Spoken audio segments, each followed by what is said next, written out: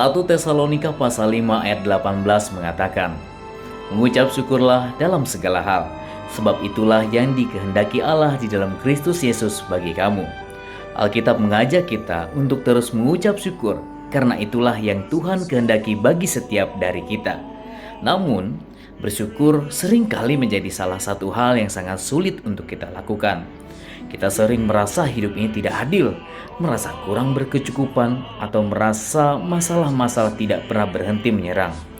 Jadi, apa yang harus kita lakukan agar kita dapat lebih bersyukur di dalam hidup?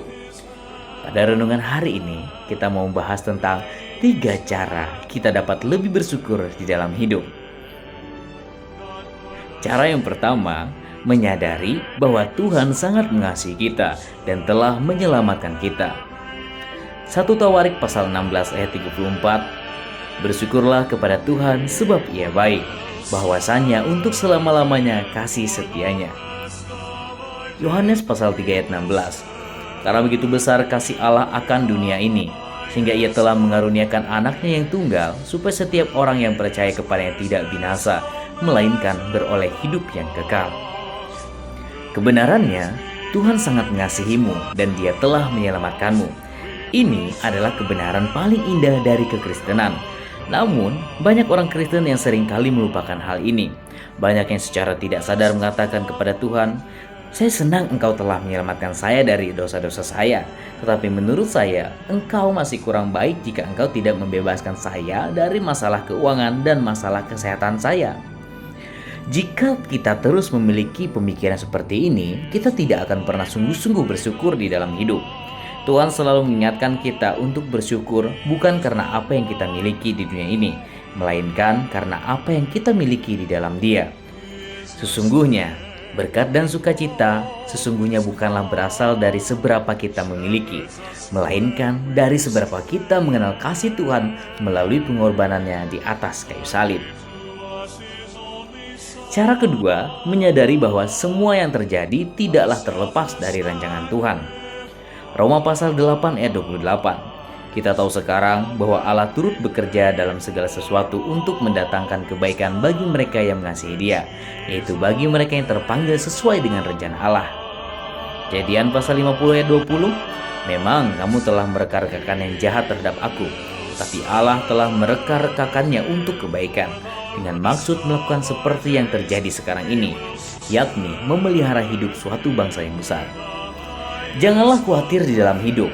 Ingatlah bahwa Tuhan masih memegang kendali.